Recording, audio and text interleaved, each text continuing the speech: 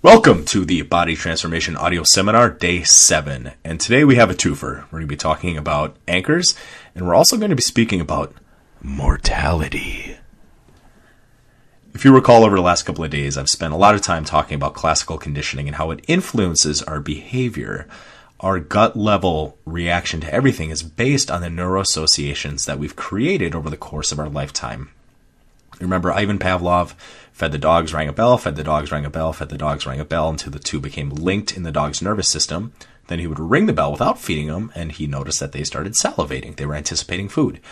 So much of our behavior in life, if we just let our subconscious run wild and don't consciously process everything that we're going through, is based on these associations. And for most of us, these associations are largely created when we're about 5, 6, 7, 8 years old.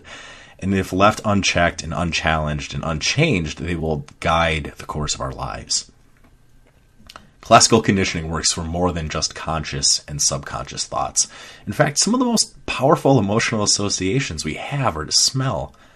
I can still remember a girl that I liked in college, and it wasn't until after I didn't like her anymore that I found out she liked me. But I can remember how she smelled. I didn't have a place to live. One Christmas break when I was out of college, and she told me how to break into her apartment. And I remember not only the smell of the apartment, but just the smell of being near her and around her. I don't know if it was some lotion she had, some perfume, but every once in a while I catch a whiff of it, and it takes me back 15 years, and I can still remember what it was like being around her. It's a really, really powerful anchor that I have, that smell to that set of memories. Music is another big trigger. A lot of you guys, when you go to the gym, you listen to a certain type of music to get you pumped up, ready to go, to get you intense and focused, ready for that set, lifting those heavy weights. But you also might have a song that makes you feel happy or sad. Do you have a song that reminds you of maybe a former girlfriend, reminds you of any memories? Again, to share one from my past, my first girlfriend when I was 15. Our song was Kokomo by the Beach Boys. And when we broke up, just the thought of hearing that song again was painful, was really, really painful. And I still listening to that song because I associated so much pain at that point in my life to that song. When I hear it nowadays, I'll turn it off the radio.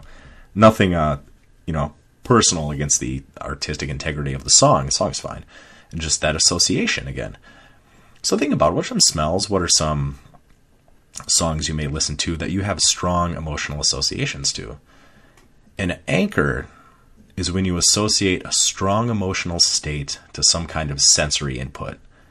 Let me give you another example. Say you're at home and your wife walks in after a hard day at work, and she's mad, she's frustrated, and she takes it out on you. We've all been there, right? And, because she's mad, you get mad. And let's just say this happens for a few days in a row. She comes home mad from work, you get mad at her. She comes home mad from work, takes it out on you, you get mad at her. This goes on day after day, maybe week after week, depending on how your relationship is. And then she walks in, maybe she had a fine day at work, and just looking at her, she walks in that door, you just assume she's going to be mad. You get slightly frustrated just looking at her. We've all been there. Politicians are extremely polarizing in this way. Some people just look at the president and become happy, become proud. Some people look at him, become mad, become infuriated, become sad that this person is leading our country. And for the sake of our purposes, it doesn't matter where you fall on that spectrum, but the idea is you start to understand just some practical examples from your life of anchors that you already have. So how can you use anchors? You can create an anchor to help you reach an emotional state whenever you need it. First, you need to get in a peak emotional state. Let's say you need to get creative, or you need to get passionate or energetic or excited. Think of some time in your life or some topic that gets you into that emotional state, something you're really, really proud of, something that gets you excited, gets you moving, gets you speaking a little bit faster, all those things that we talked about over the last couple of days, the nonverbal things that you do when you get into these peak emotional states. Put yourself mentally in that position, feel those feelings, and then do something small like squeeze your left pinky fingernail. And then get yourself back into that super excited emotional state, whatever it is, and squeeze that pinky again. And if you do this enough times, a couple times a day for maybe a few weeks, you've created an anchor. And then let's just say you're feeling normal. Maybe you're feeling a little lacking, a little less than typical on just some day. What you can do is you can squeeze that same pinky nail in the same way, and you will trigger that emotional state because you've linked it subconsciously in your nervous system. And you can instantly go from feeling normal to feeling excited, passionate, creative, intelligent, whatever it is for you, whatever you need to feel. If you set the right anchor and if you put enough emotion behind it, when you trigger that sensory input, that smell, that sound, that particular, squeezing of the finger, whatever it is, you will set that anchor. Now, it sounds crazy, but this is how we're hardwired as people. Classical conditioning explains so much of human behavior. And think about it. How valuable is it in life to be able to go from feeling normal or slightly down to instantly energetic, instantly passionate, instantly excited, instantly creative? People who work in sales often do this with a bell. Let's just say you're making your dials as a salesperson, and you make a sale, so you ring the bell. You make a big sale, you ring the bell. You make a sale, you ring the bell. You're linking the sound of that bell to this peak emotional state.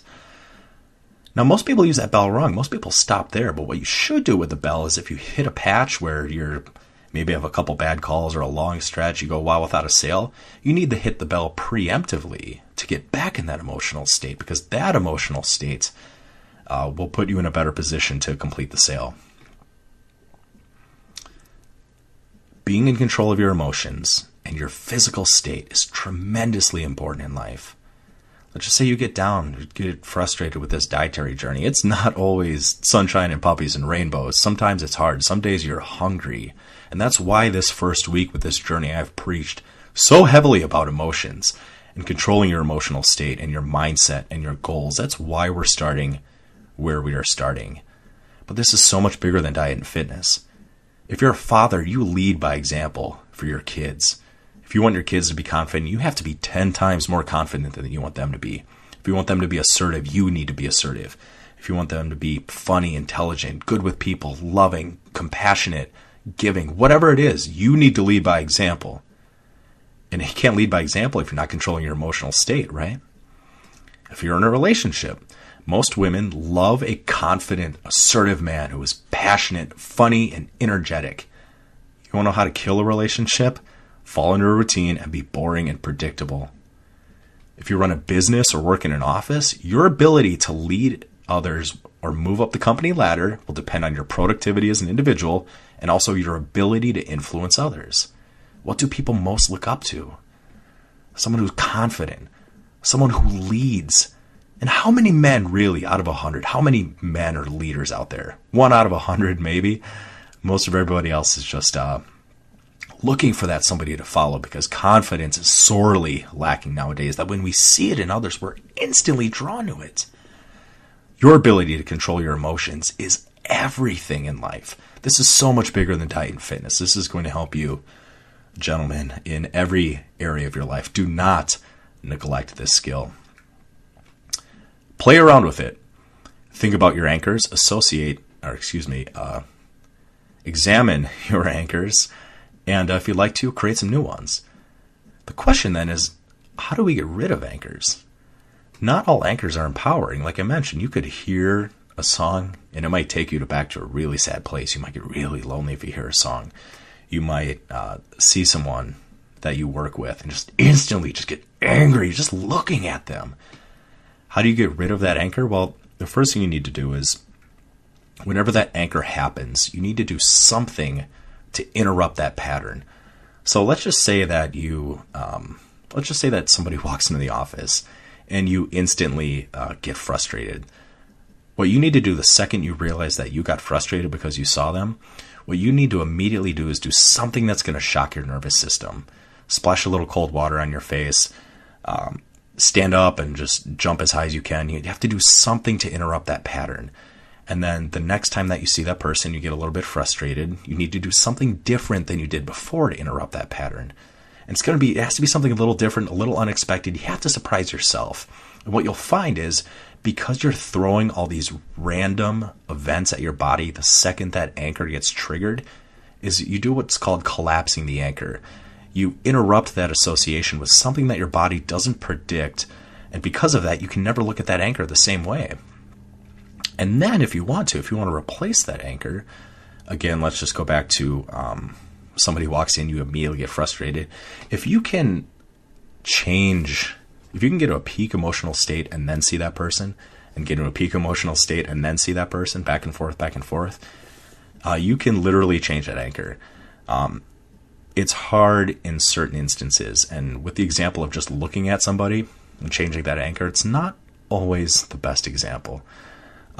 Something like squeezing a figure, much easier to work with. Something like a song, you can get over a song that makes you sad. You just have to collapse the anchor first, and then you have to condition a new behavior to that anchor, to that song. But that's something for you gentlemen to play around with, to really do some introspection. Look at the anchors that you have. What are some songs that instantly make you feel a certain way? What are some things that you see on TV that might make you feel a certain way? How are these anchors running your life? And start playing around with the idea of at least possibly collapsing a few anchors or trying to condition some positive ones so that you can instantly trigger those peak emotional states whenever you need them. And if you can do this, and if you can make this a skill, gentlemen, this will serve you in so many ways in life, not just diet and fitness, but in terms of why we're doing this 28-day body transformation audio seminar.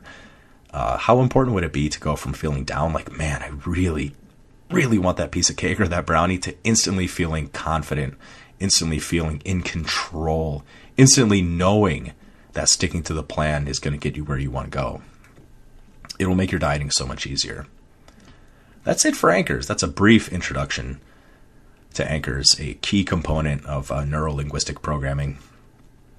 The other thing I want to touch lightly on, and this has actually gone a little bit longer than I expected it to, is mortality. I think coming to grips with the idea that we're all mortal and someday we will be gone forever is one of the most empowering beliefs that you can have.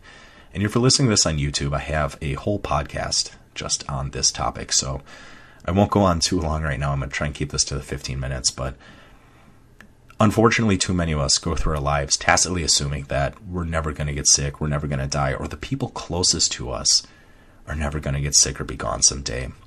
But everything in life is finite. We have a fixed number of heartbeats. We have a finite number of times that we can breathe. We have a limited amount of interactions with any particular individual, or hugs or kisses that we can give to an individual. And if you keep that in the forefront of your mind, it makes every interaction that you have with another human being that much more important. What life lesson do you want to impart to that particular individual? How do you want to serve them? How do you want to help them with their struggles that they're going through at that particular moment? What example do you want to leave for your kids? Knowing and accepting that you are mortal and you will die someday and you will no longer be with your friends, with your family, makes everything you do now while you have those options that much more important. One thing I love to do is I tuck my daughter in a bed every single night. And after I tuck her in her bed, I always give her a big hug.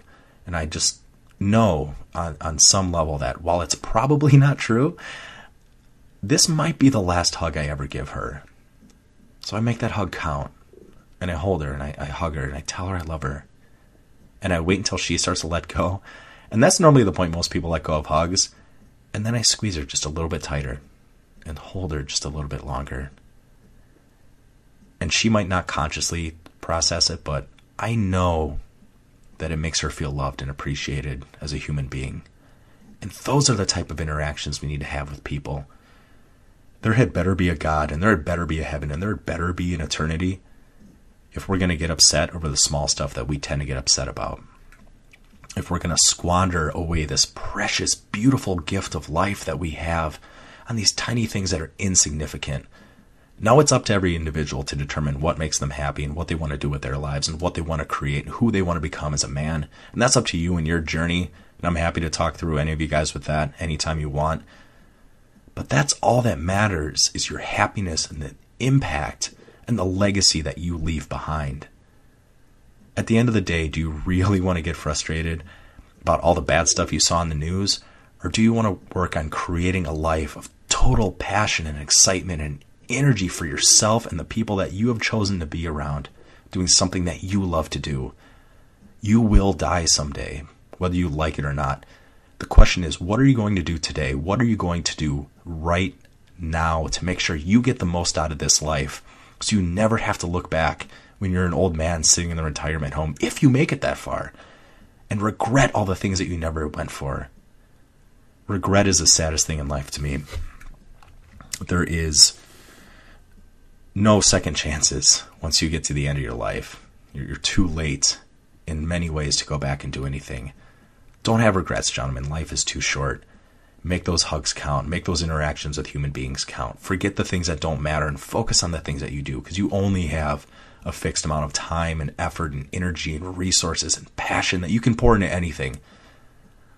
So very quickly, figure out who you want to be as a man. Figure out the ultimate meaning that you want your life to have. Know that someday you will die. Know that every single interaction you have with any human being might be your last. So you damn well better make sure that you make it count. Gentlemen, live with passion. Control your emotions. Controlling your emotional state, having powerful body language, knowing the positive emotions that you were going for, knowing the negative emotions that you were trying to get away from, setting intelligent goals and understanding the emotions that are driving those goals.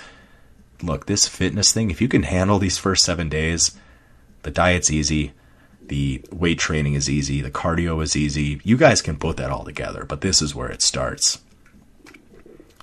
Everything in life is emotions. Everything is a goal. Thank you for listening today, gentlemen. No assignment today unless you want to send me anything, fitcoachjerome@gmail.com. Let me know how you've liked this first week so far, if you want. Otherwise, you can take the day off for the assignment.